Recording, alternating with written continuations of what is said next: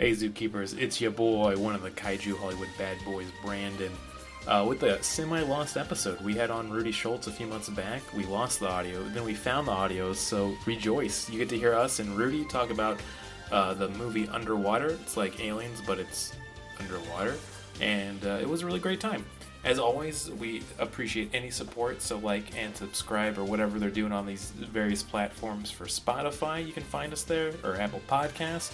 SoundCloud, just go nuts. It'll be a fun time. And if you want to ever get in touch with us, tweet at us at Podzooky, just Podzooky, which is nice, and we'll read it on air. As always, glad to have you, and tell a friend. Anyways, let's get underwater. Render unto Ghidra what is Ghidra's. 10 to 1 he sees you through a beaker and a tweezers. Read the fine print and be like, what's the big deal? Spun wheels of steel since broke wheel, big wheel. Back when it was greasy as curl, now it's easy dread. Had a rhyme on how they used to tease him about his peasy head. Yes, y'all, to the beat. Have a ball. Wow. If you want to watch a movie, you better check Under the Sea. Cause that's where Kristen Stewart be. Underneath the sea lab, underneath the water, sea lab, underwater, this movie. Hey guys, I was only going to do one verse of that, but still, it is. Guys, welcome to Sea Lab 2021 Podzooky. We finally made it. It is 2021 now. Yeah, so we are recording right now, and it's definitely 2021, and we're not still stuck in 2020, worried about how this year will finish out, like if there's going to be one more huge tragedy, and then we're actually going to have to like go back and re-edit this and be like, oh, who knew? That actually you're going to have to go back and re-edit this. We were all going to be dead before the year ended. Yeah.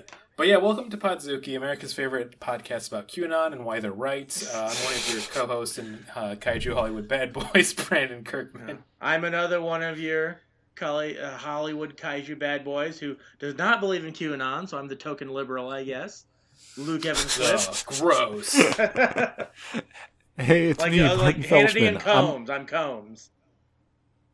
Okay. Hey, it's Martin Felshman. I'm another one of your Kaiju Hollywood bad boys and a big Q head. So super happy to have everybody here. And oh my God, who's this over on the side? Who's our very special and handsome guest? My name is Rudy Schultz. Thank you for having me on your podcast. Hell yeah, everyone give it up for Rudy. Woo! Okay, I'm going to go on record too in case it's someone's first time listening to this. I don't believe in QAnon. Actually, it's stupid. And I do think that 5G will make you gay, but I think that rules. So I just want to say there that. You go. If I can clear something else up, when I said I was a Q head, I just meant I was a fan of Q from Street Fighter 3. No one else. First strike. Well, I am a Q fan, but I'm talking about barbecue.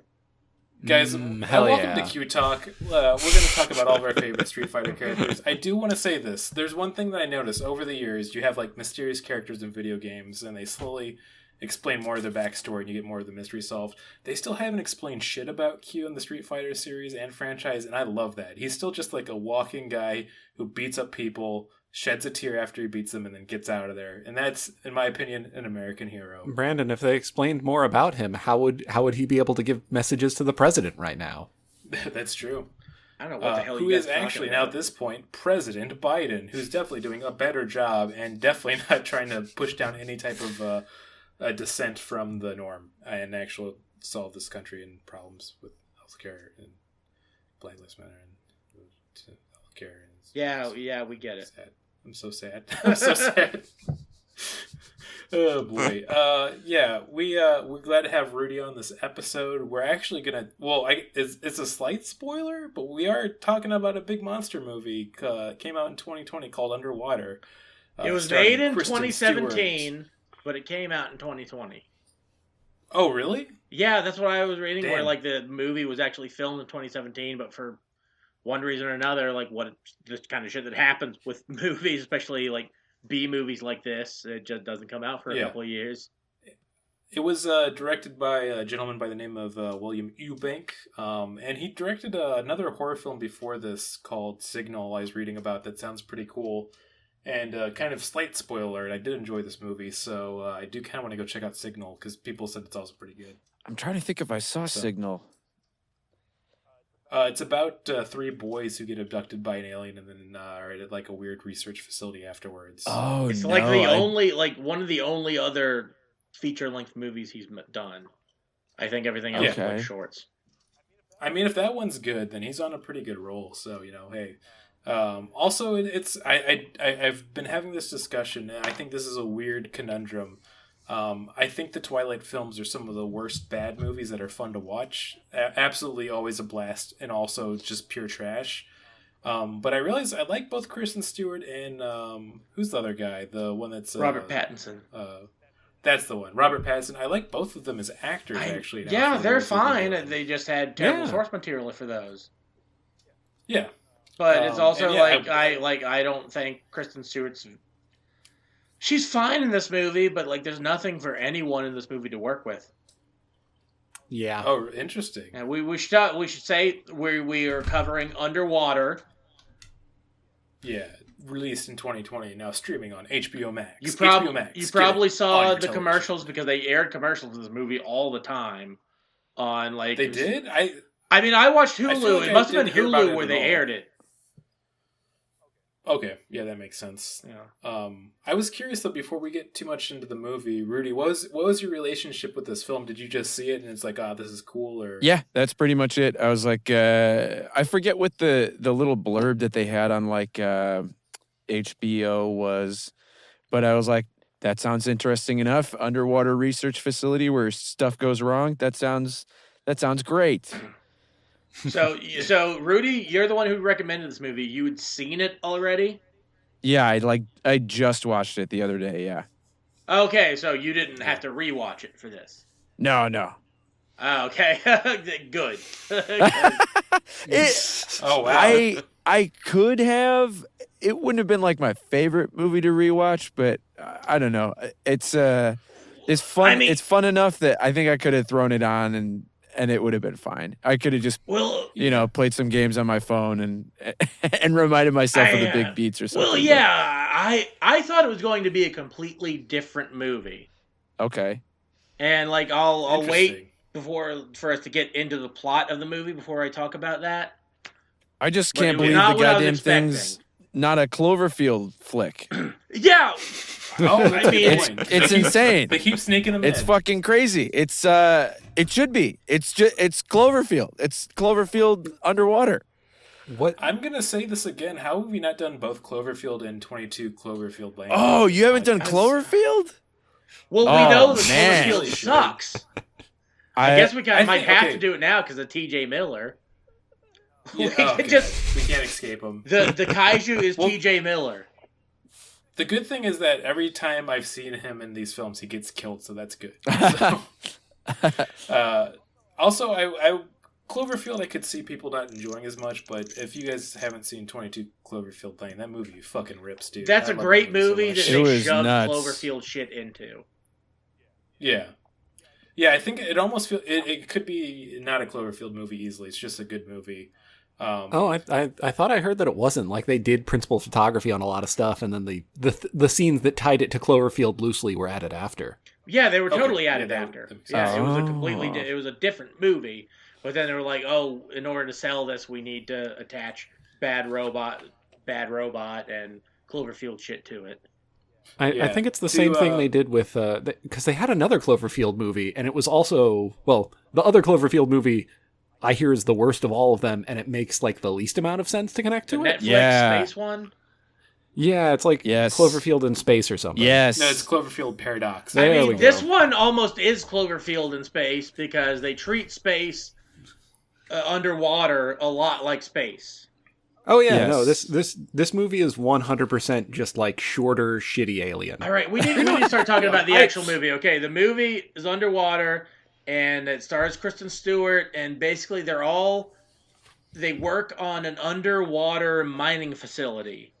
Which for some reason has a nuclear reactor to power its drill. Yeah, what is the name of it? There are so many names. TN Industries. The Kepler is the name of the facility. But then the drill itself has a different name. It starts with an R or something? Yeah, something with an R. Oh, the Roebuck. The Roebuck. Yes, that's the drill itself. And it's all owned by TN Industries, and we'll get into that as the film goes because it reels a bit. It's so stupid. Hope you why guys they like named your it that. mythos knowledge. Yeah. So yeah, it starts off. I do like the establishing shot with Kristen Stewart's character Naomi, I believe is her name. She's getting kind of brushing her teeth, and she sees a little daddy brushing her long legs, teeth. picks it up and puts it. We on get a little yeah. bit of that. What you never want to see in a movie voiceover. Mm-hmm. Yeah, it's true. And we are also kind of introduced to the whole design of the station, which I did like a lot. Yeah, that's it has great. its own But personality. before we get going, I really want to talk about the daddy long legs in the sink.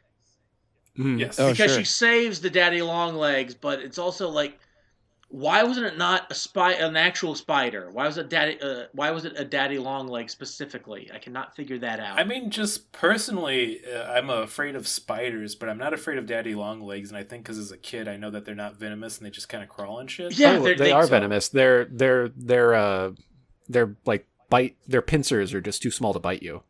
Oh, I know. Yeah, they're also opioids or opoids, how they're pronounced technically. Well, they're not even They're spiders. different type of They're, spider. yeah, what you're saying. Yeah. And I think, But man, whoever named that bug, that guy was a freak. I understand that they had her save the daddy long legs to so you immediately kind of sympathize with her.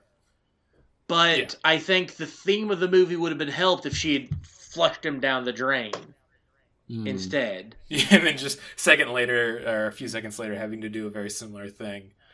Which we could just move the plot along. This movie moves at a good clip, which I do like a lot. It's an hour 30, and it doesn't waste your time. But she noticed there's a little bit of leaking above her, and then all of a sudden there's been a compromise in the hole, so she has to run out of there real quick, and she meets Rodrigo, her friend, who is our black character that will die first. Good job moving. Oh man, I couldn't believe that. Yeah. I was sitting on my couch, and when that happened, I was just like, "You're gotta be Like, what year is kidding this? me." I did love the fact it's okay that because they started it off so quickly though. Like, there's a little I bit like of, that too. the thing with the movie mirror and the gets spider going immediately. Yeah, right. Just Yeah. right off the bat, alarms, like immediately thrust into danger, and it kind of doesn't stop, which is pretty. Which at sick. first I was worrying this is gonna be a dream. Don't be a dream. This is gonna be so stupid. She's gonna be wake up, and then the same thing's gonna happen later. But no, that never happened. Right. And I will Yes. give the movie credit for that. Yes. It gets started I immediately, and I love that. Yes. For the speed of this film, I do like that they establish the characters pretty quick with their actions. Like, they're having to get the hole closed, and she just rips off the top part of the monitor to get into the circuitry and close it. So it's like, okay, so she's resourceful. I like this. This is good. I feel like I almost hesitate to say character design because it wasn't like an animated movie or anything like that, but I feel like I could see the concept art as I was watching the movie. It was so everything was super stylized down to especially their haircuts and what they were wearing, and I was just like, man, well, this especially is Kristen Stewart with the shaved head, because I feel I don't think it's quite a thing. I asked myself, is that a haircut or is that the movie saying that she's a tough cookie? Yeah. I mean, it was the haircut because she was filming Charlie's Angel at the time, because I read the trivia. It's fun. That's right. But I'm going to say this. It's a good look for her. Oh, I really yeah. like short-haired Kristen Stewart. Yeah. It's nice. It's slick. Yeah. I think she looks works. better in Charlie's Angels with half of it still grown out, but she looks great no matter what. At the beginning of this film, I was actually confused. I thought it started 20 or 30 minutes in because this isn't really a complaint. I guess I would have just liked to have known any of these characters before I was like, okay, I guess I have to care about these people. Yeah, I think this is where we were going to point. debate on the film a bit, is because I watched this with Barb, and I feel like we both had the same agreement of I like that they don't do backstory, and you see these characters through their actions and their dialogue. And I'm kind of a fan of that too, because there's so many movies that are 2.5 to 3 hours nowadays where we have to know every stupid thing about these useless characters. But there are smart ways to do that. For one thing, I think this movie is very derivative of the Alien franchise. Oh, well, 100%. And in the first Alien movie, you get to be with all the characters on the Nostromo for 15, 20 minutes. They're not explicitly saying I'm really glad I'm not gonna die in the next hour. But you understand awesome, who man. they are as people. before everyone starts dying. And again, this is just me. I feel like I maybe would have like felt a little more, I don't know, tenseness in the situation if if we saw the station before everything started getting fucked up. Instead, we see everything as it's getting fucked up. We don't see the station when it's cool and working. Yeah. I do like how they kind of collect the characters as they're getting out of the compromised hole to the next section. They pick up a few other people. They see T.J. Miller under a rock. And did anybody else go down? Like, oh no, they saved T.J. Miller? Yeah. Yeah. It makes... Okay, so this is the crazy thing, and it completely makes sense why this was filmed in 2017, because he has a prominent role in this film, and then I noticed that on both HBO Max and then how they have credits listed, they're trying to avoid the fact that T.J. Miller's in the film. Yeah. I think... Because not only, did he have some people... Or maybe an ex-girlfriend come forward and say that he had not been acting great in college or something like that, but then also there was like he had that kerfuffle on the flight where he said a lady had a bomb, and I think the bomb threat. I think that was like after he had like brain cancer and like got thrown out of a bunch of Chicago bars, and like I mean, even forgoing all of his shitty personal life stuff, the second you see him, he's gonna be that guy. Oh yeah, all the like science stuff gets explained to. Who makes the bad jokes? He's like Bill Paxton from. No, he's just T.J. Miller. He's the same character T.J. Miller is in everything. Yeah, he is that guy. He's also that guy in Cloverfield too, isn't he? Yeah. Oh yeah, for sure. Completely. Yeah, he's the guy who's holding the camera. It's crazy because like very smart guy, but definitely not typecast that way. It's like super not. Which is very interesting. He kept getting typecast as like sweet people, like sweet guys, like something like, oh, he's rough around the edges, but he's sweet, which that's not who T.J. Miller is. He's like an asshole, that's why he's great in Silicon Valley. Right. Yeah, because he's just an asshole. Yeah. I do like we kind of get to know the characters slightly through their interactions quickly. We're also introduced to Emily and Paul after they pick them up. Leon or the captain, whatever his name is. The captain, yeah. I think it was Killen or something. Kulin?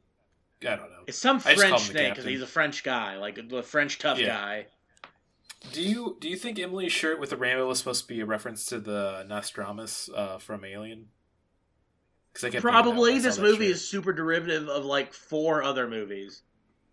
Yeah, it's basically Alien, and then also The Abyss, and then H.P. Lovecraft, but we'll get to that as we go. Oh, God. Cthulhu's in it. Big Chuck. Don't. So they're I got their asses. Fucking, we made it 17 minutes into this podcast. Guess what? You just got spoiled, baby. I might cut it out. Still. I mean, it's hard to tell because basically the entire movie is the station they're in is collapsing, and they have to escape. Yeah. Which, like, when I first saw... Go ahead. Oh, I was about to say, they're collapsing, and then, like, they're also kind of getting introduced to, like, the menace of the station and what's happening, too, as it goes. And, like... Yeah, I feel like after they get out of the part that is collapsing, there's, like, some reprieve. There's, like, a chance for, like, we can hold out here. But then I think they realize the big bad evil monster threat is like, we got to deal with this. We can't just like peace out. Or I guess maybe that really only becomes apparent to Kristen Stewart, who's like, I'll stay behind. I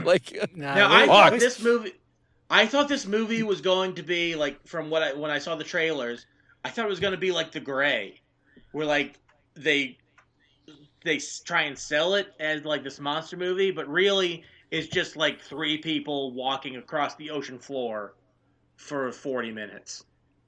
And I thought that sounded awesome. That would have, I do think that would have been really neat. And then I did see the commercial before, and it looked kind of like it was going to be more like that. But also good on them for not giving away too much of what happened as it went. So yeah, I feel like they knew eventually that they had to do shit, because at first they were like, oh man, an earthquake did all this stuff, and then they saw Oh, also, I want to go back to that one character, Rodrigo. I think they were trying to subvert the expectation that he died because he essentially killed himself because he gave himself like the bad helmet. Yeah. And I found that more insulting than anything. The helmet was cracked. And rather than saying anything, I thought for a second, that he had given Kristen Stewart the cracked helmet. Because you saw the scene where he saw it, then the next thing you saw of him was offering Kristen Stewart a helmet. I thought it was going to be like that. He gave her the cracked helmet, and then he took the good one, but then he was still going to die anyway. And it would be okay because he was an asshole who tried to kill Kristen Stewart first.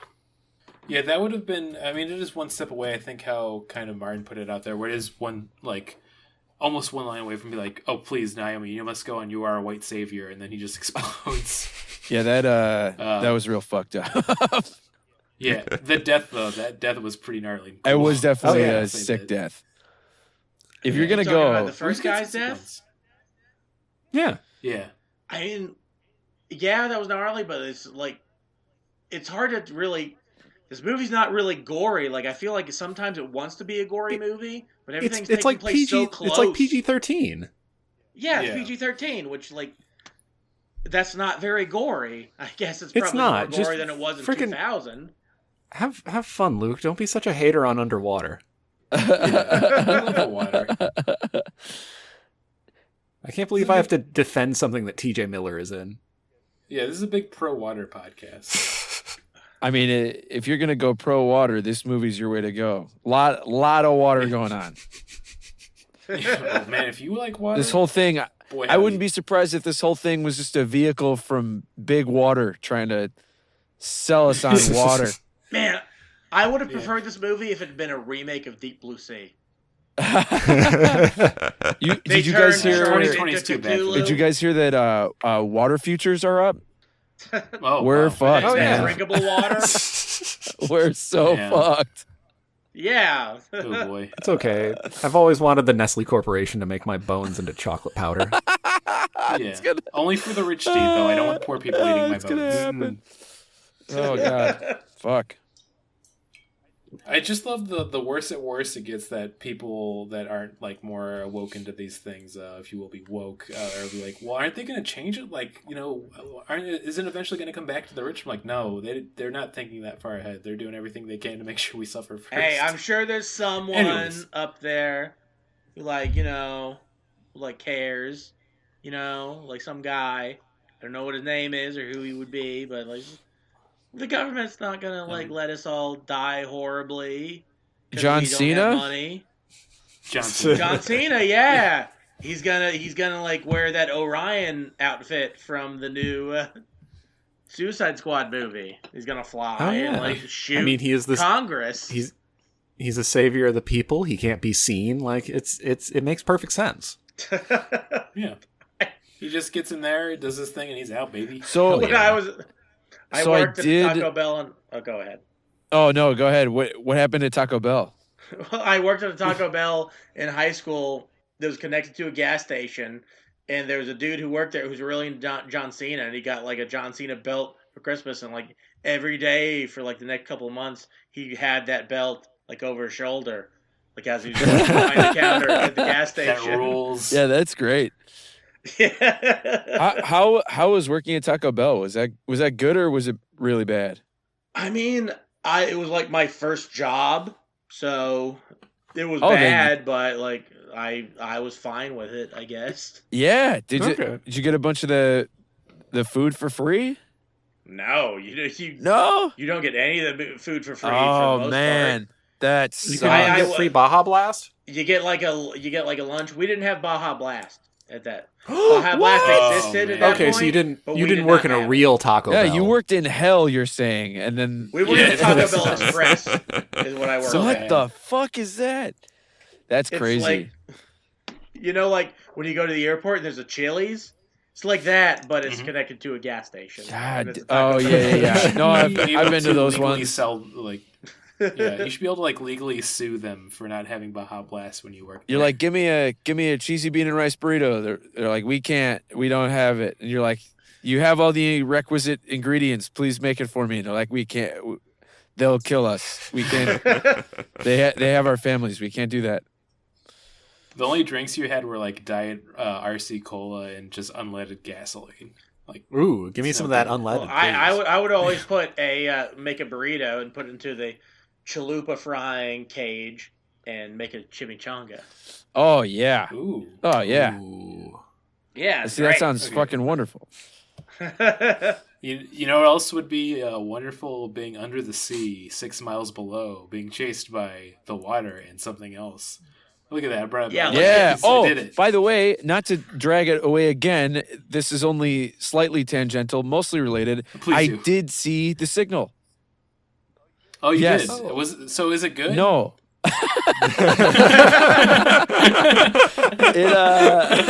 It all hinges on again, another one where they got me with the premise. I was like, that sounds fucking crazy. And then I saw that Cowboy Curtis was in it. So I was like, all right, ooh, I'm sold. And then I watched it, and the whole thing hinged on pretty much one plot twist. And, the payoff was not worth the setup. I kept waiting for a fucking plot twist in this movie, and we sort of got it when she showed up at the Shepherd base that was set up like in one of the early scenes of the movie. Like, oh hey, the Shepherd base is way closer. Let's go there. Like, no, that's gone. Yeah, it's true. And like, I thought they were gonna get more into like they knew what they were digging up or what they saw when she got into the captain's locker when she's at the Shepherd. Oh yeah. But they didn't, and they could have, which I thought was kind of silly. Well, did you know I had to read up all these details about the movie afterwards. That was supposed to be a pentagram on that map. I had to go back and look at it because I didn't see it the first time. It was like, this just looked like a stupid map. I don't remember it showing enough of the map in order. It's there, but it's like it's not something you're gonna see unless you're like, oh yeah, I'm supposed to be looking for a pentagram. So you're only gonna see it if you knew that, like, oh yeah, there's a pentagram there, or if you're like a really angsty teen. Yeah. And you're busy like writing. Well, it's also like if you know how scripts are written, you expect there to be like a twist in that scene when she shows up at the Shepherd base. That's when like she discovers something that was unknown, and I think they imply that with the map, but that's not really executed. Well, I mean, she did figure out the other thing. Which other thing? Oh, that the not sea captain. What's his face? His daughter was like died 3 years ago. Well, yeah, but I knew that the second he said 14. Okay, this is a point of contention that I've had with the movie. It's a real plot hole. So she didn't meet him until they were down working on the drill. So he must have said for her to think that his daughter must be as old as she is, he must have had to say, oh, my daughter was born in this year. Because there's no way that she was, if she's the same age as his daughter, she hasn't been down there since she was 14. Yeah, that is kind of silly. I just realized for the math behind that. So, well, like, how would she know? Like she would think that his daughter was 14 because he said that. I knew the second he said that it was because like she's dead. Maybe Kristen Stewart is supposed to be playing a 14-year-old. I mean, I think it's just there to create false drama, false pathos. Yeah, that sounds about right. Yeah, I think also is the point was they were wanting you to like kind of root for this captain making it back up to the surface, and then when he got killed off, seeing that the daughter's dead. I wonder if it's supposed to give us like a reprieve, like, oh, thank God he did die. I guess we could get into that part. So they kind of get knocked off one by one as they're going to get to the next station, because when they get to the escape pods in the main one, they're all kind of malfunctioned. As this is going, like we said, Rodrigo gets exploded. Well, yeah, Rodrigo, he's the first, right? Mm-hmm. He gets the next is TJ Miller, thank God. Yes, now did TJ Miller get killed? Go ahead. Sorry. Oh, sorry. For the beginning half of the movie, like I was far more interested in the first half because I was just waiting for TJ Miller to die. Yeah. and then he gets ganked pretty bad. They have to go through a little part where they have to go underwater again, and they put their suits on, and then something snaps his line. Well, and he gets basically like ripped in half. I had a hard time telling: is he killed by the monster, or is he killed by the wire that you connected to, ripping him apart? Definitely the monster, because he saw something chasing him. He said right before that happened. I think it's both. I think he also got tied up in the wire because he's dumb. Because that's what it seemed like. It seemed like, because it's so hard to tell what's going on in these action scenes because they are filming so close to everything that's going on. So it's very... I will say it was both a good and a bad thing, because for the parts when they're actually moving in the water... Yeah, I dug them. It did create kind of a good tense atmosphere that got me a little, like, spooked up. Oh, yeah. And they're actually having to do, like, action scenes after better the video game than a movie, around, to be honest. It was a bit more hard to tell what was going on. Like... Also, they're all in it is. Gears of War costumes. They are. Yes. I do like the costumes a lot. That's why I think this would make a really good video game. Yeah. It makes kind of a stupid movie. Yeah, totally. Because as a movie, it's kind of fucking stupid. It is, but hey, Luke, we had that voiceover at the beginning, just like a Let's Play. Ending yet. We've not said what the monster is, but it's really fucking stupid in movie form. Yeah. And then we should just get to that, because while they're finally getting to the next station so they can get to the escape pods, they run into like basically a giant fish man, and he kind of like grabs the captain while Naomi's still attached to him, and then he's going up quicker and quicker to the surface. I don't know if it's because he realizes the pressure. Are they going to the surface or to the sea floor? No, they're going to the sea floor. Yeah. Yeah. But yeah, he basically starts dragging up the suits where they can't take the pressure anymore, so the captain kind of releases Naomi from it, and his suit explodes to kill the thing too, which is pretty cool. He sacrifices himself, which like, there's like, I guess how many sacrifices are there in this movie? There's the captain and then Kristen Stewart. And then also Rodrigo. Yeah, Rodrigo, that's not even sacrificing. He was just an idiot. He was just lazy. He didn't want to say. I don't think he was lazy. No, he saw the thing. I'm not going to say like his sacrifice was even a sacrifice on purpose. I'm sure he was just like, oh, I can take the damaged helmet. It'll hold up a little bit. I don't think he killed himself on purpose. I do love a big this helmet is damaged monster movie where there are also little monsters that are connected to the bigger one. His death was completely like just to kill the black guy first. Well, no, it was also so Kristen Stewart could look at that photograph of him later and be like, "Aw, this guy." And that was a cool design. I guess we can kind of get to that. I don't like that at all. At this point, she gets yeah. At this point for the plot, Naomi gets separated from Paul and Emily. Paul kind of like they never made it clear. At this point, all we've seen are the smaller animals. So, like T.J. Miller shot with a nail gun.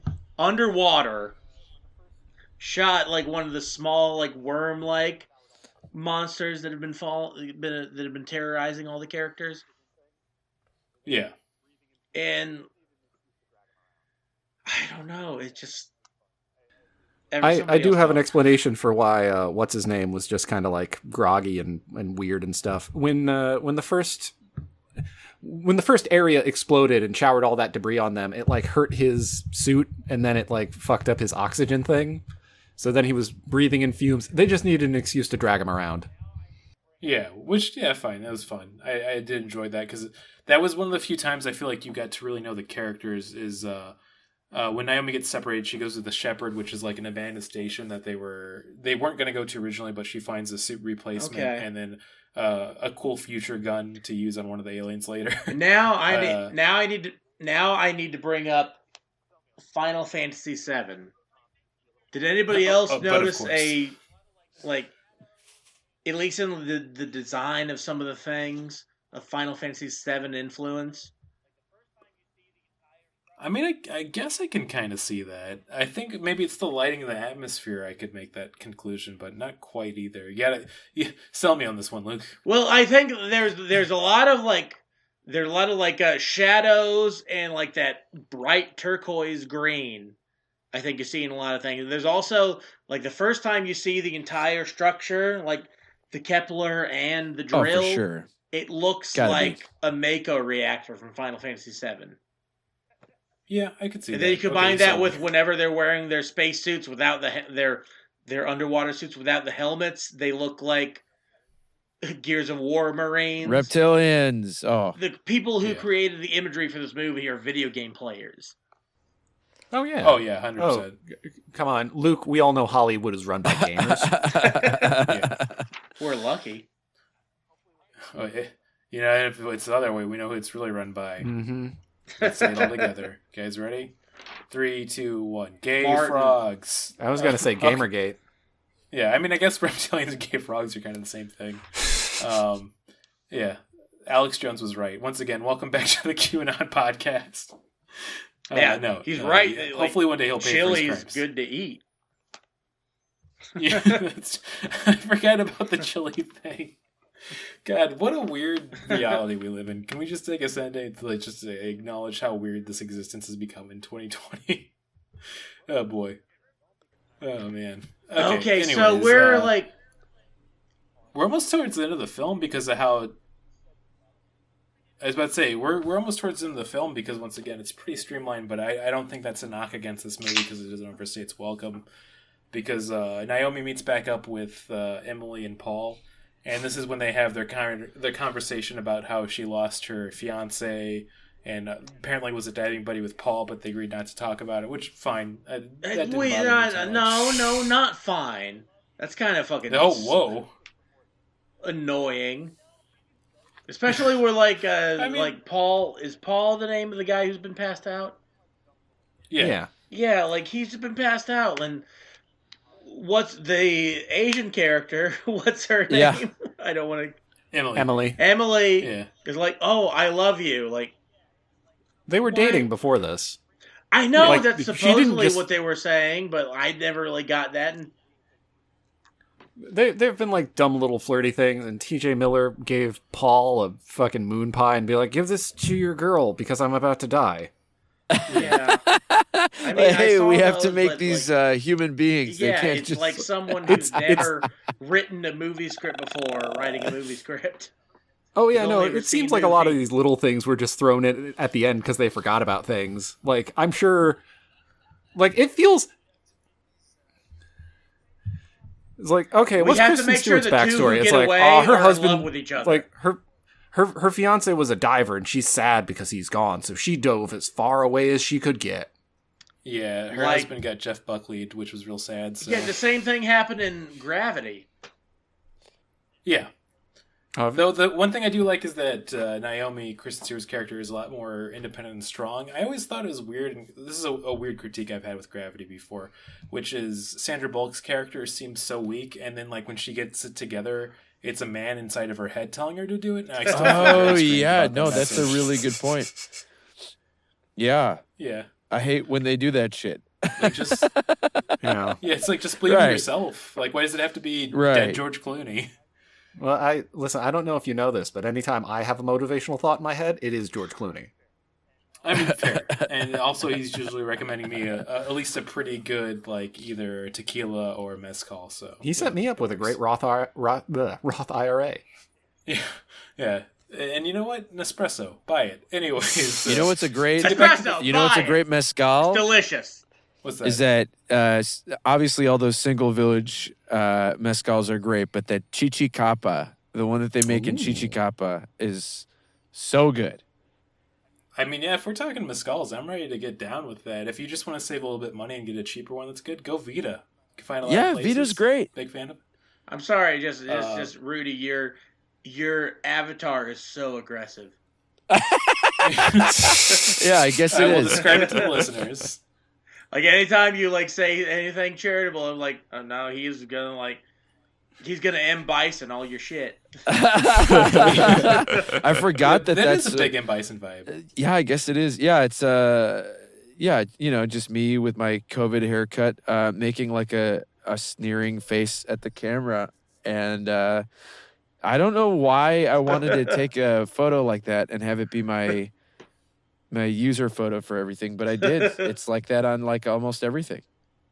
It's I good. think it's great. I think it Yeah. presents strength. Yeah. Nice. Presenting strength is good. I saw someone recently say that to be perceived as like a lot of things is great, but to be perceived as a threat is the best of all. And I was like, oh fuck, was that Hitler? That's terrible. What kind of MRA have you been talking to? I agree. Was it Scar from Lion King? No, but I mean that's exactly what Scar from Lion King would have to say about it, right? Absolutely. Yeah. Personally, I feel like I never present as a threat to villain, almost anyone. but he understood if I politics. could continue that, it's good. Yeah. Well, let's keep talking about the movie. Could you imagine the sociopathy behind somebody who's like, I got to make a good impression. I have to let everyone know here I'm a threat. Yeah, right. Exactly. Like, fucking insane. But also... those people run the government in the world right now. I forgot. Oh, yeah, they do. It's also... It is nice if someone ever... I don't know if you guys have ever had someone say like, oh, when I first met you, I was very intimidated by you. That's a very nice thing to hear, conversationally speaking. That's definitely what I would have thought if I met Kristen Stewart's character in this movie, because she didn't fuck around.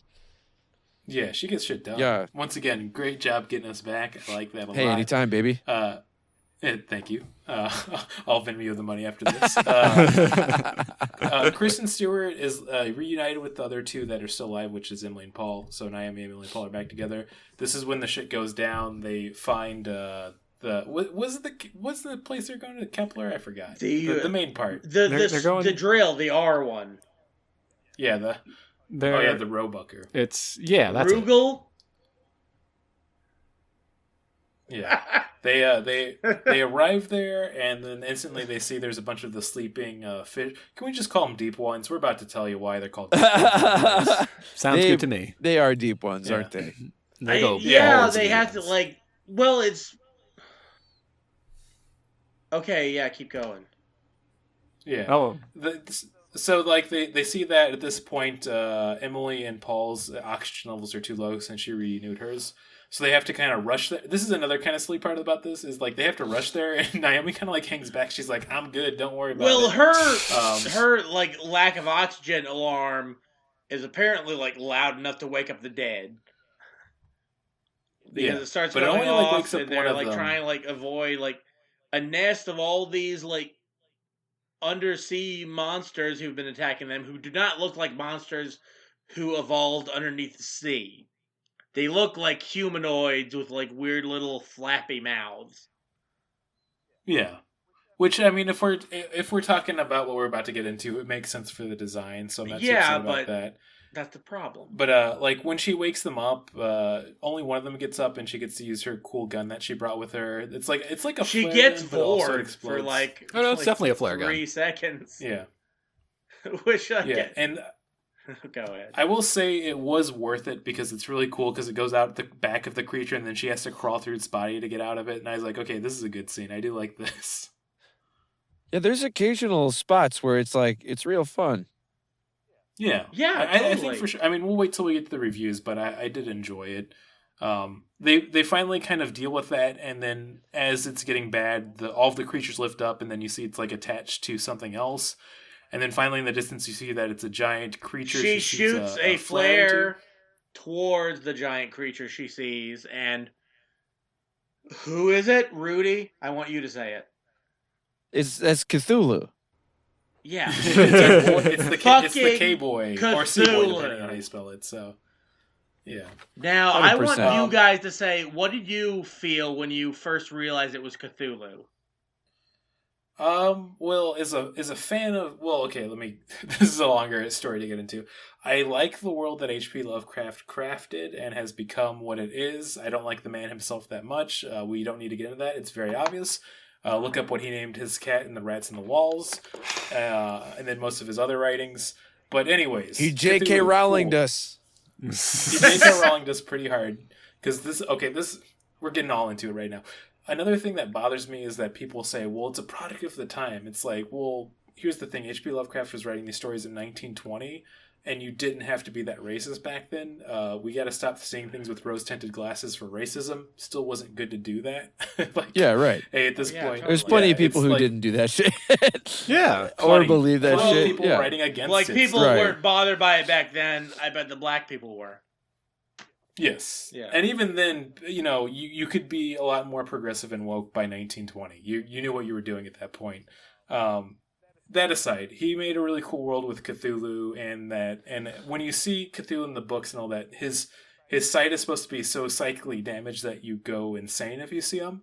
And I think it would have been fun if they had played with that when they revealed Cthulhu, but they didn't quite do that. So it doesn't seem as threatening as having the actual Cthulhu rules going on in the movie. That was my reaction when I saw it, because I was like, oh wow, they really copied the design for this creature from Cthulhu. And then I read the thing afterwards, like, wait, that was Cthulhu? Yeah. He doesn't do any of the cool Cthulhu shit. He's just a big squid man. Yeah, and the design's cool itself for having like all the little fish creatures on him. But yeah, he seems like a lumbering kind of oaf that's just like hanging around until they get out of their escape pods. If anything, that's just Shrek Plus. Yeah, it's giant Shrek. Giant wet Shrek, to be fair. Oh, Brandon, have you ever known a dry Shrek? Yeah, hey, you know what? Good point. There's a reason they're always in the swamp, baby. Oh yeah, great point. Yeah. How did you feel about that? Like when you watched this right away, did you know Rudy, or did you have to read up the details afterwards? Know what? It was Cthulhu. I didn't know. Is it actually Cthulhu in the movie? Is that what they're going for? It's literally Cthulhu. Yeah, that's supposed to be Cthulhu. The director has said Really? it is Cthulhu. What? No, I didn't know that at all. Right? I knew obviously How that they're stupid is like. that?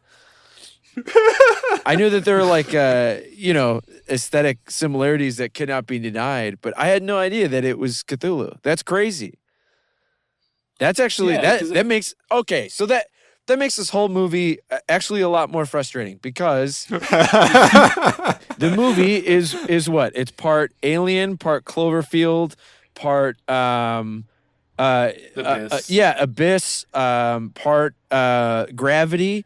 And then also 2001 even. Yeah, now, right. Yes. I've been rewriting this movie since I watched it.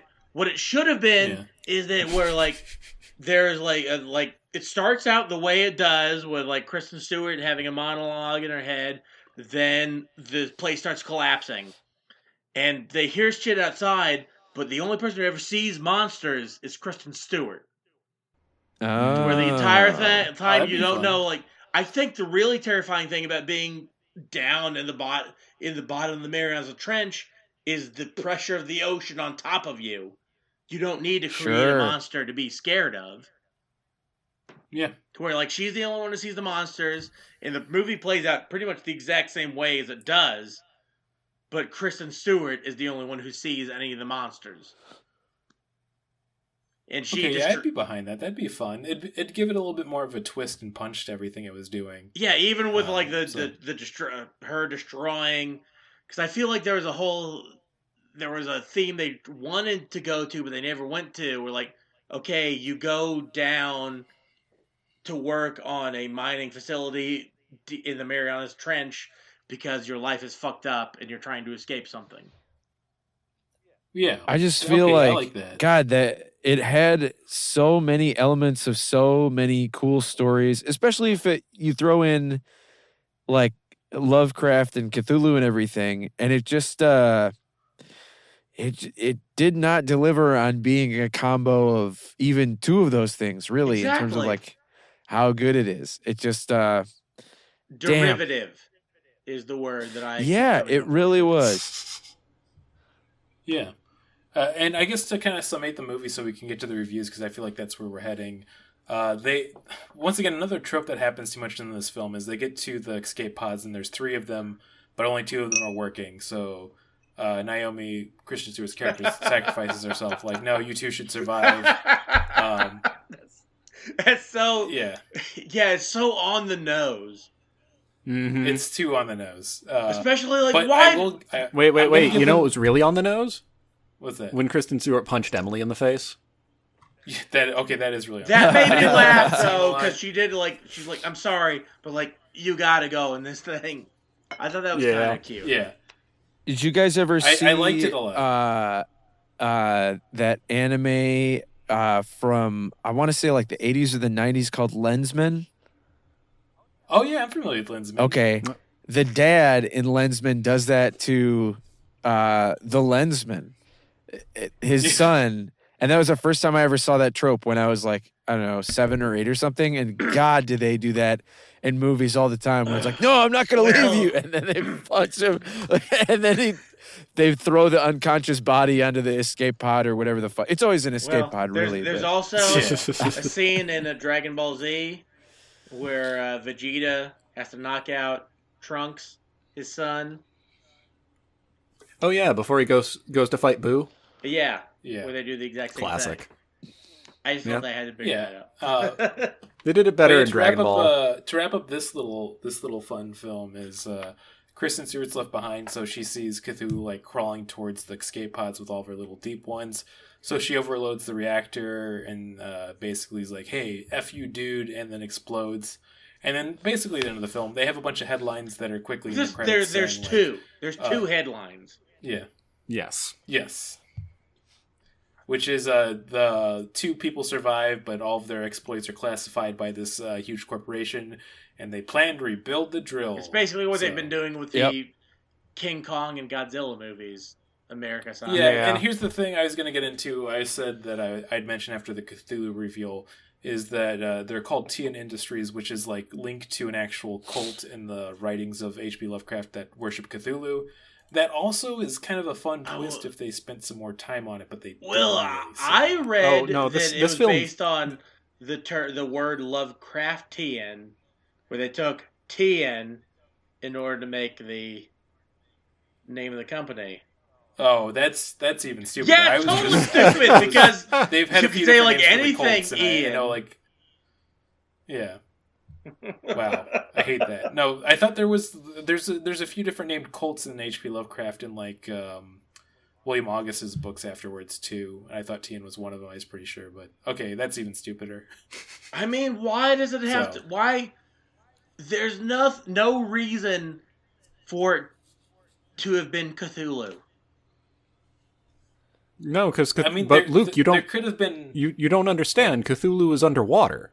I know, like Cthulhu, like the only reason he's the most well known is because he's the only one who gets a physical description with like the Zoidberg mandibles. Why not Zoidberg? Yeah. I would have loved that. Oh my god, yeah, that would have been perfect. But yeah, Luke, we can make a dub of this film. What I wanted this movie to be, if I had written this movie, it would have been Kristen Stewart went underwater because her fiance died, so she's trying to escape something, and she's been down there for like way longer than everyone else had, like for like 3 tours instead of just like 1. And where like it was a poorly built station, so it started to collapse. And she started seeing monsters, but no one else could see them. And then, like, basically the movie plays out, but she's just crazy. Wow, Luke, it sounds like you put some thought into that.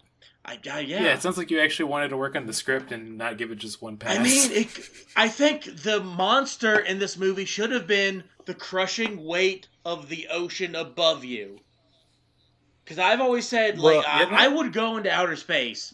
But you know, like those tiny submarines they go into, that like James Cameron went into to see the Titanic. Yeah. Oh, yeah. Where like that you can't sit up. I would never go into one of those. Because that sounds like, unless you were, of course, James Cameron. If I was James Cameron, I would want to go into one of them. Right, because that dude gets off on underwater exploration more than anything, more than Blue. I don't know why there's never been a horror scene in one of those, like super tiny submarines. Like the closest I can think of was in an episode of The Real Adventures of Johnny Quest. Yeah, we talk about The Real Adventures of Johnny Quest a lot in this show. I've noticed. Probably because of me, because I like that show a lot. But hey, man, that's life. I think we should get to those reviews finally. Yeah, totally. I've been mixing it up for our reviews a lot, and I'm going to continue with this since it's a little bit different. Out of 10 out of 10 contrived H.P. Lovecraft tropes is how we're going to rate this film. I give it a 7 out of 10 contrived H.P. Lovecraft tropes because I still enjoyed it overall. It was a fun film. It knows what it is, and it didn't try to be too fancy with it. I had a fun time watching it. It's not too deep. They could have worked on the script a little bit more. But I never felt bored, and I did like a lot of the actors in it and the whole set design pieces. It had a cool atmosphere. It's just a little stupid, so not a waste of time. It was a good time still. Yeah. You done? I'm all done, baby. I will give it a 4 out of 10. Because I think that I kind of agree with you. This movie did the best it could. I think the things I don't like about it come from like the director and the screenwriter. But everybody who's like an actor in it, I think they did a great job. And it's something where like, yeah, you have a night free. You're not doing anything else. Put underwater on and not pay attention to it. You will still absorb everything that happens. So yeah. Oh yeah, this was a. Oh, sorry. Go ahead. Oh, I'd give this movie a solid 6 out of 10. Just echoing the same sentiments as Brandon and Luke. I did enjoy this movie. Like, I didn't hate it. I think all of the actors are doing the best that they can. I actually really liked Kristen Stewart in this. Like, it made me want to see her in like a better movie. Yeah. And overall, yeah, throw it on in the background. I know for a fact, because this is what I did, a great film to play Animal Crossing while you watch.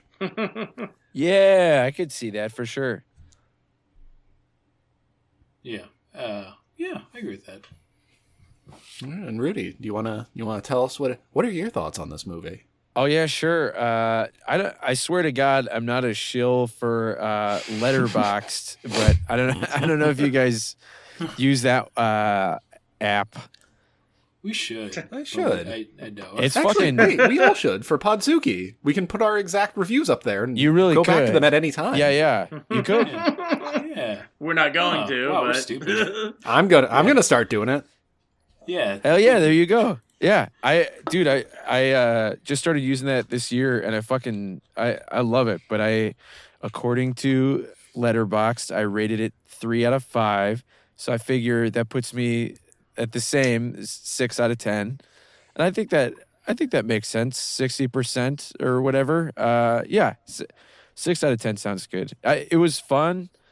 I'm not like mad that I watched it. It wasn't the best movie I've ever seen by a long shot, but it was a fun, like, Wait. there's a big monster causing issues, and they don't show the biggest monster for a while. Cool. So and it's also the big monster, and avoiding it and dealing with it are not the biggest problem that they have to deal with at all times. So it's, it was fun. It was cool. So did you? Yeah. Hell yeah. Did you have to watch this for something else as well, or? No, man. I saw, what was the, if I could, I could probably look up the premise that they had on like HBO or whatever. I was just sitting on there and I saw like. So you saw a the movie. screenshot Brandon asked you to be on the podcast, and then you said we should do this movie because I already watched it. Yeah, because I mean, that's I'd just seen it, so I was like, oh, that's a big monster movie. That's like a movie with a large monster in it. That's awesome. That's Kismet. that's like big dick energy shit. I mean, I think it's great because it's also like if you ever have like there's like, let's say in high school you had a test coming up you didn't study for, and like let's say it's math and like, hey, we're doing long division today, and you're like, oh dude, that's already my jam, I don't need to study for that at all. That's how you should live life, man. Oh yeah, Simple as that. fuck yeah. And also, I don't feel bad about this because I enjoyed this film, and we watched a lot of bad films I don't enjoy. Oh yeah, fuck yeah. I mean, it's definitely not my favorite movie that I've ever. It's probably not even my favorite big monster movie that I've ever seen. But it was fun. That's like, I think honestly that's probably like the best that like a big monster movie can be, is like it was fun. Yeah. It's like that's what they should be going for. Is like, was this fun to watch? Yeah, because a lot of them get bogged down either focusing on the human aspects or trying to make it more of a serious drama. And if you achieve that, and if you have more of a shot at being fun, then at least it doesn't feel like a waste of time. Yeah, totally. And okay, here's the premise from HBO that really sold me. A drilling crew stranded on the ocean floor encounters a monstrous deep sea terror in this terrifying thriller. And then I saw that fucking photo of Kristen Stewart with a cut on her cheek in the fucking Gears of War outfit with the buzz cut. And I was like, dude, I am sold. I don't even give a fuck if it sucks. This is great. And but that's not the fine. movie we got. Yeah. But you know, another movie reminded me of that Dustin Hoffman movie, The Sphere. Yeah, dude. Yes, it is so adjacent and adjacent to and references so many other things that are better than itself, which is so frustrating that by sapping and sucking up all of the like wonderful aesthetic and like information from all of those movies. Oh man, Brandon, we've got to be to stupid game segment now, right? It just couldn't do it. Oh, you want to do the stupid game thing right now? I think we're at that point. Stupid games. You really want this? You really want me to ask you how tall Steve Buscemi is? Is that what you want? I mean, I want you to ask everybody else because I think I know what it is. Yeah. No, I know the answer too. Rudy, we like to play a game each episode now called How Tall is Steve Buscemi? We all know the height, so we like to have our guests go first to kind of warm them up for the game as it goes. So we're all asking you now, how tall is Steve Buscemi? Okay. Steve Buscemi has to be taller than me. Has to be. But oh man. I'm gonna say Steve Buscemi is just about as tall as my dad. I'm gonna say Steve Buscemi is 5'11". Oh, that's close, but that's no cigar, my sir. Oh, whoa. He gives off a tall kind of height, but he's actually 5'9", so not bad. Oh, okay. So he's definitely taller than me, but he's shorter than my dad. Yeah, no shit. Here's a fun way to remember it for the future. Steve Buscemi is exactly 69 inches tall. Yeah, that's fucking rips. Yeah, that's great. So the next question, now I'm opening the floor to all of us except me because I know the answers. So Luke and Martin can guess now too. Whoever gets 3 points first wins my affection. Or I should say 2 points. I've done this game before, I swear. How tall is Kristen Stewart? I knew you were going to ask this, and I tried to look it up on Google, but it says it looks like there aren't many great matches for your search. Like, literally, that's the first thing that it says on my phone. So I'm going to say... I must have been 5'6". Okay, sounds good, like a good guess. I'm behind this right now. I'm gonna say like a solid 5'8". Okay, 5'8". Liking the sound of this. Okay. Kristen Stewart projects a force of angry face and energy that is taller than I am, but she has to be shorter than me. She has to be. I'm gonna say she's 5'4.5". Okay, you by this law and rule of how we do this game, Rudy is the closest because she is 5'5". Oh wow! All right, way to go, Rudy. All right, we're rounding up, so you're on the dot. So does that make her the same height as you, or? I am 5'6". Okay. So yeah, you are 1 inch taller than her. That's crazy. I'm so glad. We're 1 inch away from you killing everyone. So this is going to be a fun twist. I wanted to go with the star of Signal for this, or one of the bigger named actors, to keep it on track, but not make it easy to guess, because now I worry about people like, I don't know, let's say Luke, looking ahead of time now. How tall is Lawrence Fishburne?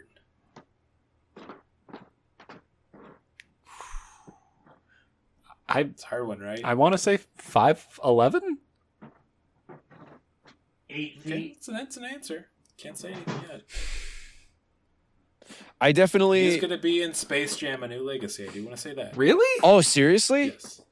Yes. That's great. They're pulling out everyone for this one. God, I love that they're making another one. He's my favorite WB I'll believe character. it when I see it. Is it gonna be 2D or 3D? I think this is going to be the first movie they actually make in 5D. You see, no one fucking knows because all anybody knows about the movie is that it exists. Apparently, We're gonna smell those goddamn Monstars. like there's a first it's look not gonna trailer come up. out and they're gonna fucking kill LeBron James. Just rip his head off. You're gonna All right, well, assassinate him. after this, we're gonna try to watch the Space Jam 2 trailer together. I'm pulling it up now. Okay. I am gonna say that Lawrence Fishburne, he feels like he should be about my dad's height. I don't know why my dad and my own height are informing my benchmark here. So my dad is like 5'11" and a half maybe, but I feel like Lawrence Fishburne is maybe closer to like 6'1", 6'2". I'll say 6'1". 6'1". Okay, you're locked in for 6'1". Yeah. All right. Last comes down to Luke here. I'll say 6 feet. 6 feet. Well, guess what? This is going to be a tough one because he's actually 6 feet exactly. Oh, yeah! Nice. So Rudy's right on the money. Got a point. Okay. So we'll do a tiebreaker round. It's just between Luke and Rudy. Martin can guess for posterity, but we're going to go with whoever gets the closest. I'm going to really throw this one out there, and I want you guys to think harder in this. How tall is a very famous celebrity, been around for a bit, looking good for his age? How tall is Cthulhu? Oh, man. That is a very good question. 135 kilometers. Okay. Oh, kilometers. Okay, let me look up. I'm getting. I don't know. I don't know what a kilometer is. I know what it is. I don't know how long it is, but I'm just guessing. That sounds like a number I've heard before. Does Cthulhu have a set form? Probably not. So he can change his size, but I'm going with actually the Call of Cthulhu rule book, what they say he is before he. What his usual sick. Size is. Okay, that's good. That's very good. Do they do like feet? What do they do? I'll give one hint. It is in feet that they put this in. They didn't do it in kilometers. Well, I get to say the reason I was laughing is that Luke saying 130 I'm kilometers gonna say I get to guess again. 426,590 feet tall. That's really tall. That's pretty tall. That's taller than my dad. Well, we don't know for sure, but it's definitely taller than me.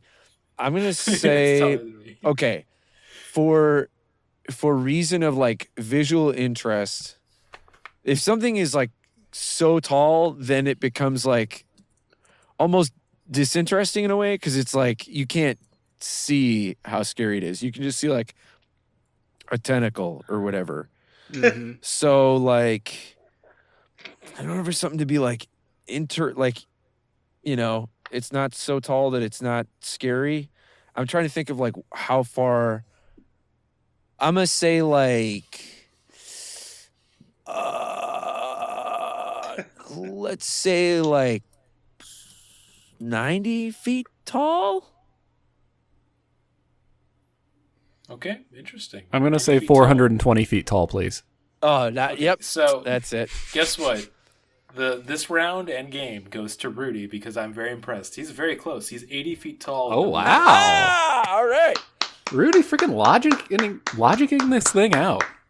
Yeah. Just trying to win my admiration, and if you ever want to talk about the history of Necrons from Warhammer 40K, you can call me at any time. I'll tell you anything you need to know. Oh, mama. They're like one of the newer ones, right? They like they were hinted at before, and there wasn't a lot known about them, and then they have started rolling out rule books, right? The Necrons first appeared in White Dwarf issue 218 back in 1998. Oh, shit. As kind of a rogue trader group you could buy to fight in skirmishes. They only had the warrior and destroyer units. Not much was known about them until they were revealed in the 3rd edition in 2002 with their own codex and their own forces to develop into what we know as the Necron tier. Oh, then they're way older than I thought. Yeah. Okay, I thought I want to say none of that was bullshit. That's all from memory, and that makes me sad. No, that's great. That's what you should. That's really cool that they rolled them out as like, hey, these are fucking mercenaries that you can just beef up your guys with.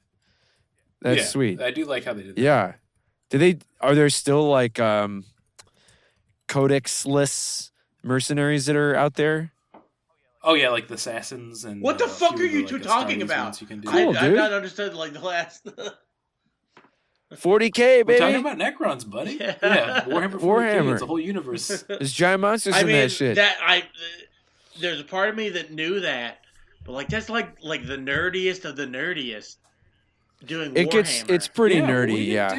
It's I'm sorry, you're right, Luke. My liege. Oh yeah. They have all these like I was trying to think of like a fun title to say in lieu of liege, because it's all like. Well, like Warhammer is something that like Imperator. It's something that someone will do. Oh my god! So I was really close. The first White Dwarf where they introduced the rules, which is the magazine for Warhammer 40K, is actually issue 217, not 218. Hey, you were one off. I don't understand Warhammer because it's also like there's no nostalgia connected to it. It's always new. Well, it sounds like you didn't grow up next to a mall. No, I didn't. We had a couple of games workshops around these parts. Yeah, not to brag. The one was actually fucking really cool. Well, I'm thinking of the Wizards of the Coast store, the physical. They had a giant fucking like 6-armed or 4-armed goblin in that thing. Ooh. It was awesome. You go into Woodfield Mall, and they had a Mog, which is like a 4-armed goblin, like right in the front of the store. You walk in, you're like, holy, what the fuck? And then they had all the... They did it. These madmen did it. Yeah, it was nuts. They had all the Magic the Gathering. Oh, you did it! You finally did it! You made a Mog! I do want to do one more quick game and then we'll get out of here, which is Who the Fuck is Ron Canada? Yes! I'd like to inform all of our guests about Ron. Yeah. Ron Canada. It's finally back. Ron Canada, you were the judge in Ted 2. We love you, and we hope our guest will too. He is a character actor, working actor that's been in over 200 films and TV series. Oh my god, incredible! He's the best. It's very incredible. Yeah. He was in one of the best episodes of Deep Space Nine. For this, so yeah, I'll mix it up and I'll give like roles he was in, but this time I'm actually going to do which one of these movies was he in is actually a real movie. We're going with a nautical theme. So was Ron Canada in either A, Ocean of Blood, or B, Ocean of Gold, or C, Ocean of Pearls? Okay, Ocean of Blood, Ocean of Gold, or Ocean of Pearls? Yes. And Ron Canada. This is a 2008 film. Okay. I'm going to say... Directed by Sarab Singh Neela. I'm going to say Ocean of Gold. Okay, interesting. What are the name of the movies again? You have Ocean of Blood, Ocean of Gold, or Ocean of Pearls. Ocean of Pearls? All right. And then Martin, what do you think? I'm going Ocean of Gold. All right, guys, guess what? Luke wins this one. It's Ocean of Pearls. That was the one that I thought was the fucking... Scratch it off right away. That's wild. Yeah, I mean, that's what you get from Canada. You never know what you expect. The man is a wild card. I thought it was going to be one thing, but it was another. Yeah. Fucking A.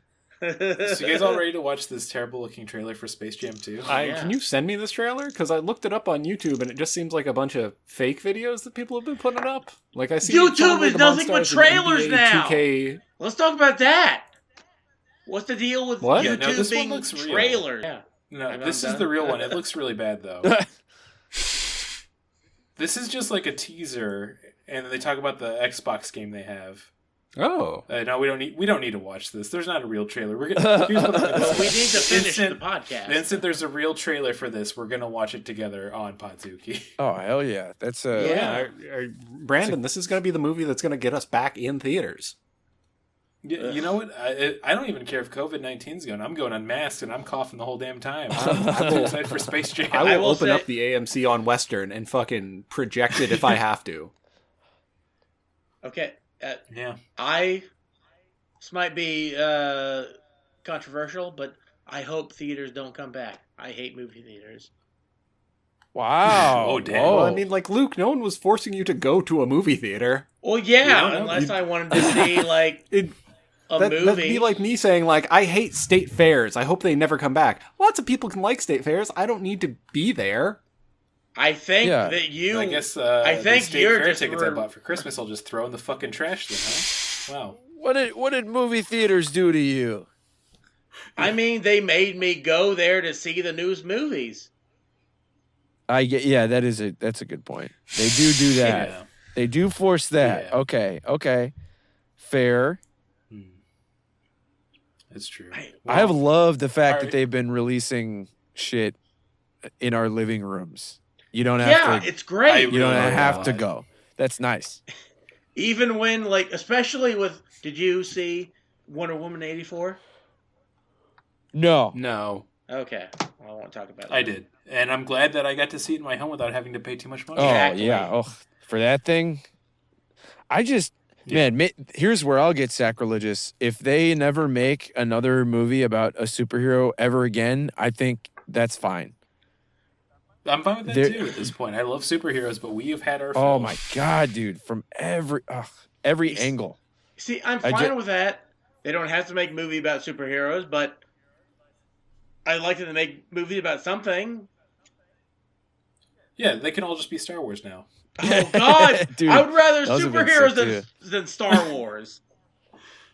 Yeah, I just knew I was going to trigger something with that one. That's all. So, I mean, if anything, we should just go back to the trope of '80s thrillers where it's just a lot of murder and boobs for no reason. So, Boy, is that definitely what those are? Isn't it weird? Yeah, I hadn't seen a lot of the classic thrillers, and I watched a bunch of them this Halloween, and I was just like, man, it just is just like, here's a peek of boobs, and then several hours of people being afraid and then dying violently. Yeah, people are like, why are millennials specifically and people slightly younger so messed up mentally? I'm like, I think it's because our form of entertainment was like, hey, we want to get you a little horny and then show you 2 hours of murder. Yeah. That's all we want to do. It's like Caligula or whatever, just murder and sex. It's so weird.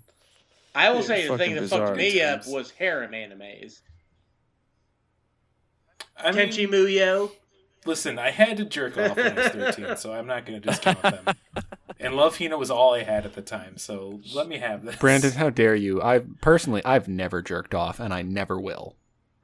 Okay, that's a good point. And I'm not going to pass up this opportunity to go straight into recommendations and plugs because we just talked about murder thrillers, and my recommendation, I got it on the Switch, and boy, howdy do I love it. Guys, Doom Eternal fucking rules and rocks. It's so good. You just jump around, you shoot a demon in the mouth with a shotgun, and then you rip its arms off and get health from them, and then you do that for 40 hours, and then you feel good. I highly recommend it for the Switch port because they did a good job with it, and you can just have it mobile. You can Doom wherever you want in your house. It's nice. Doom anywhere. That's it. You can Doom anywhere. I'm going to recommend Close Enough on HBO Max.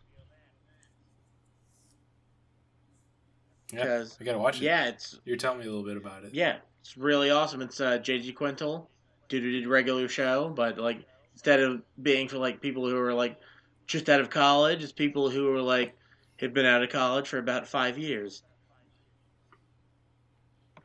Which is weird because it's 5 years after a regular show. So yeah, it was supposed to come out like a few years earlier, but yeah, great animator, funny dude. So I trust the show's good. I'm gonna probably start watching that this week. And then Martin and Rudy, if you had any recommendations too. We're skipping plugs because it's still pandemic times. Unless there's the project you're working on, you want to. I did just completely redo my website with a design portfolio and a photo portfolio, and then a bunch of voiceover reels. Yes, do plug that. So if anyone is looking for a graphic designer or a photographer or a voice actor, RudySchultz.com, RudySchultz. And if you've ever seen the Room YouTube remake, he did the funniest part. Oh, thanks, guys! Hell yeah! No, that was fun as fuck. I was so glad that Tyler asked me to be a part of that, and that was like, I was like, let me find the shortest one. And then I was like, I like messaged him. I was like, this is not going to make a lot of sense for this story. Like, is this going to fuck you up? And he was like, no, that'll be great. It's perfect for the same. Thanks, man. Would you like to copulate? Hell yeah. Yeah, yours was my favorite, and then the other was, I forgot the name of the guy, but he made it almost like it was a horror film for the few seconds he had. Yeah, dude. That was so good. The David Lynch there was one. so much clever shit on there. It was that was so sick. Once again, shout out to Brody Reed just doing his scene all in Sims 2. Yeah. You know what? That's going to be... Oh, sorry. No, go, Rudy. I'm sorry. Oh, no, you're good. I was just going to say, obviously recommend Legally Not Allowed to Leave the Room. But then we should recommend a recommendation that I personally have is Earth to Ned on Disney Plus. Oh, I got to watch that. It's on my queue. Dude, it looks so good. It's really, really fun. It's really fun. That's like maybe my favorite TV show I watched during all this weird shit. It's got all my favorite things of like. Okay. Oh, I was just gonna say the Flight Attendant was also fucking. Flight Attendant's really good. Good as fuck. I just finished that too. I was gonna say though I haven't watched it yet, but I was really excited because it's both the Jim Henson joint, or I should say the Henson Puppeteers, and then Nick Weicker wrote on it. So I was like, hey. My favorite podcaster's getting some work. I gotta check it out. Oh, fuck yeah, dude. Really, really cool. And then Joel Boyd, who used to do stand-up in Chicago. Well, used to do a bunch of comedy in Chicago. I think was like worked on it in some capacity, like a PA or maybe even something more than that, like wrote on it or something. Nice. Yeah, that rules. Big Joel Boyd fan. Yeah, he's fucking great. I think it's do we get your recommendation? Oh, I thought we would just skip it. It's fine. Martin recommends skipping, which is a good thing to do, especially when you've been running the podcast for a little bit long. But this was a fun episode.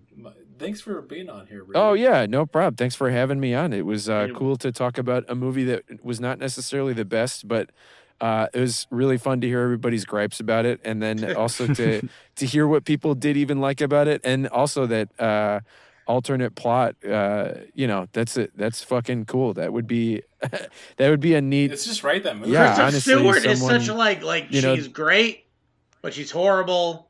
She's hot, but she's not hot. She's an enigma. Yeah, what if at the end they reveal that she's been going crazy, but she's actually like a 6-year-old salty sea captain, like with the pay? Oh man! And he's this hot lesbian gal. Oh my god! If this movie, like 20 minutes from the end, became the lighthouse. Oh, just make the lighthouse. Oh yeah. Well, as I always say, if you're not fond of me lobster, get out of this podcast. We're done, boys. Oh, we got to do our own thing. Should we try it? Yeah, let's do it. 3, 2, 1. You're gonna like the way I fuck. I guarantee it. Guarantee it. I think that's close enough. That's fucked up. Right? That's it.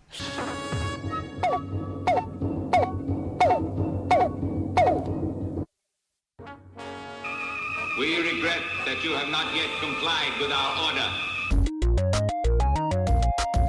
show has been brought to you by Machine Culture.